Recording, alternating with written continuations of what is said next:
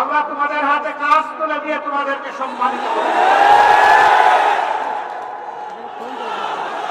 প্রত্যেকটা হাতকে দেশ গড়ার কারিগরের হাতে রূপান্তরিত করতে চাই। এই রূপান্তর না হওয়া পর্যন্ত আমাদের প্রয়াস অব্যাহত থাকবে। এই সব কিছুর জন্য আমাদের একটা সংস্কার বড় দরকার।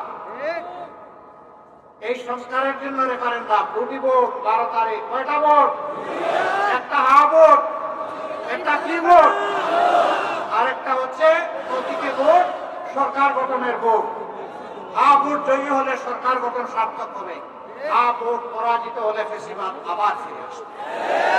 আপনারা কি চান ফেসিবাদ ফিরে আসুক? হাজারো শহীদের রক্তের প্রতি সম্মান দেখানোর জন্য অবশ্যই আমাদেরকে গণভোটে হা বলতে হবে। আমরা হা বলবো, ইনশাআল্লাহ হা বিজয়ী হবে। ইনশাআল্লাহ এর সাথে 10 দলের এই ঝুট বিজয়ী হবে, তখন হা বিজয়ী হবে। আর সফলতাই বাংলাদেশের মানুষ ইনশাআল্লাহ। আমরা এই সিরাজগঞ্জ জেলায় ইতিমধ্যে 5 জনের হাতে আমরা প্রতীক তুলে দিয়েছি। এখন আপনাদের গর্বের সন্তান, আপনাদের ভাই জনাব রফিকুল ইসলাম খানের হাতে আমরা এখন ইনসাফের প্রতীক দাঁড়িপাল্লা তুলে দিচ্ছি।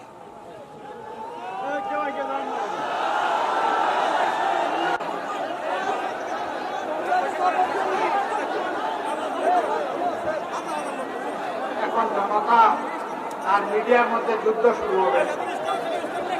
জনতা পিছন থেকে বলবেন ভাই বসেন, আমি কিন্তু বসার পক্ষে নাই। আপনারা দাঁড়ায় থাকবেন এবং ওনাদের পেশাগত দায়িত্ব পালন করবেন। আপনারা কি একটু ধৈর্য ধরে সহযোগিতা করবেন? ধন্যবাদ আপনাদের। আসসালামু আলাইকুম ওয়া রাহমাতুল্লাহ। আসসালামু আলাইকুম ওয়া রাহমাতুল্লাহ।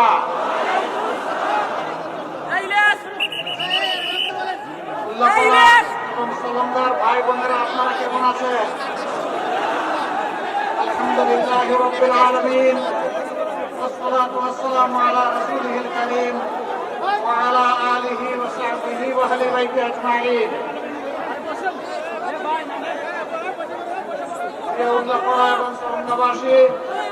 ভাই ও বোনেরা, মঞ্চে বসে আজকের এই সভা মঞ্চের সভাপতি সহ অন্যান্য দলের কেন্দ্রীয়, আঞ্চলিক এবং স্থানীয় নেতৃবৃন্দ, বাংলাদেশ জামায়াত ইসলামীর সম্মানিত নেতৃবৃন্দ, সাংবাদিক বন্ধুগণ, মাগরিবের সময় হতে বেশি বাকি নাই। একটু সময় ধৈর্য ধরে কাজ শেষ হয়ে যাবে ইনশাআল্লাহ।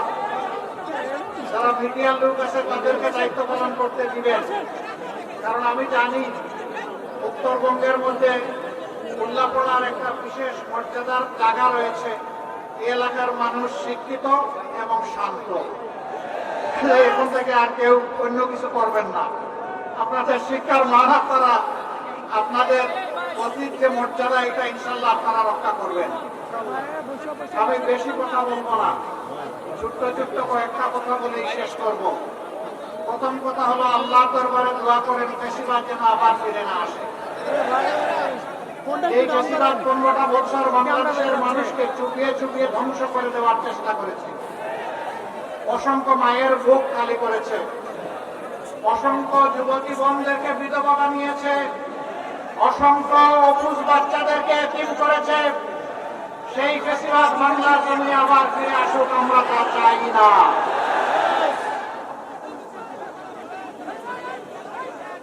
প্রিয় ভাই ও বোনেরা, বাংলাদেশ জামায়াত ইসলামী একটি নির্যাতিত সংগঠন, আপনারা জানেন, একটি মুসলিম সংগঠন। সিরাজগঞ্জের 6টি আসনের মধ্যে এখানে যাকে 10 দলের পক্ষ থেকে প্রার্থী করা হয়েছে, তিনি নিজেও একজন মজলুম। জামায়াতে ইসলামীর কেন্দ্রীয় শীর্ষস্থানীয় একজন দায়িত্বশীল নেতা, রাজশাহী বিশ্ববিদ্যালয়ের সিনেটের একজন সম্মানিত সদস্য, বাংলাদেশ ইসলামী ছাত্র শিবিরের সাবেক কেন্দ্রীয় সভাপতি। কিন্তু যারা ফেসিবাদী ছিল তারা এর কোনটাকেই সম্মান জানাতে পারে না। এই মানুষটাকে গ্রেফতার করার পর যখন জেলে নিয়েছে, আপনারা লক্ষ্য করেছেন তার পায়ে বেড়ি পরিয়ে তাকে আদালতে নেওয়া হতো। তিনি কি কোনো পলাতক আসামি ছিলেন, নাকি দুর্দর্শক উনি ছিলেন, নাকি মানুষের সম্পদের লুটেরা অথবা ডাকাত ছিলেন? তিনি এদেশের একজন সুশিক্ষিত মানুষ, যার হাতে অসংখ্য তরুণ যুবক জীবনের দিশা পেয়ে মানুষ হয়েছে, ভদ্র হয়েছে, দেশপ্রেমিক হয়েছে। সেই মানুষটার প্রতি অসভ্য আচরণ করা হয়েছে। এই তিলে তিলে জ্বলে জ্বলে প্রমাণিত খাঁটি একটি সোনা আপনাদেরকে আমরা উপহার দিয়েছি। আমার বিশ্বাস আমাদের এই উপহারের মর্যাদা ইনশাআল্লাহ আপনারা রক্ষা করবেন। আমরা তার হাতে ইনসাফের প্রতীক দাঁড়িপাল্লা একটু করেই তুলে দেবো ইনশাআল্লাহ। এই দাঁড়িপাল্লা সমাজের সর্বস্তরে ইনসাফ কায়েম করার জন্য প্রতিশ্রুতিবদ্ধ। আমি আশা করি মহান রব্বুল ইজ্জতের একান্ত দয়া এবং মেহেরবানিতে জনগণের মায়া, ভালোবাসা, সমর্থন এবং ভোটে আগামী থেকে এই 10 দল ইনশাআল্লাহ দেশ পরিচালনা করার সুযোগ পাবে। সেই দিন আমি বাঁচবো না, দুনিয়া থেকে চলে যাব আমি জানি না। আমি যদি চলেও যাই তবুও বাংলাদেশে একটা সরকার ব্যবস্থাপনা কায়েম হবে ইনশাআল্লাহ। আর আমি যদি বেঁচে থাকি তাহলে আশা করি আল্লাহ তাআলা আমাকে চোখে দেখার সুযোগ দেবেন। আমি আশা করি আপনাদের এই তিলে তিলে জ্বলে ওঠা খাঁটি এই সোনার সন্তানটি সেদিন বাংলাদেশের একটা গুরুত্বপূর্ণ নেতৃত্ব দিবেন ইনশাআল্লাহ। অন্য কাউকে ভোট দিলে হয়তো এই আশায় ভোট দিবেন যে একজন এমপি পাবেন, তাও দিবেন কিনা অনেক ব্যাপার স্যাপার সেখানে যোগ্যতা আছে। আমি সে কথাগুলো পরে বলছি। আর ওনাকে যদি ভোট দেন আমি আশা করি আল্লাহ তাআলা কবুল করলে এমপি পাবেন।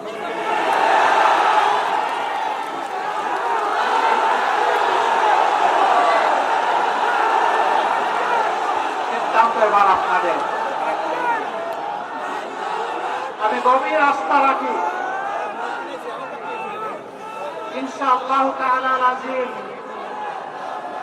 আপনাদের সুচিন্তিত মূল্যবান রায় তার পক্ষে আসবে ইনশাআল্লাহ। ইনসাফের প্রতীক দাঁড়িপাল্লার পক্ষে আসবে ইনশাআল্লাহ। আমি আজকে ঘুরে ঘুরে বিভিন্ন জায়গায় দাঁড়িপাল্লা 3 দিন ধরে দেখছি, কিন্তু এত শানদার দাঁড়িপাল্লা আর কোথাও দেখি।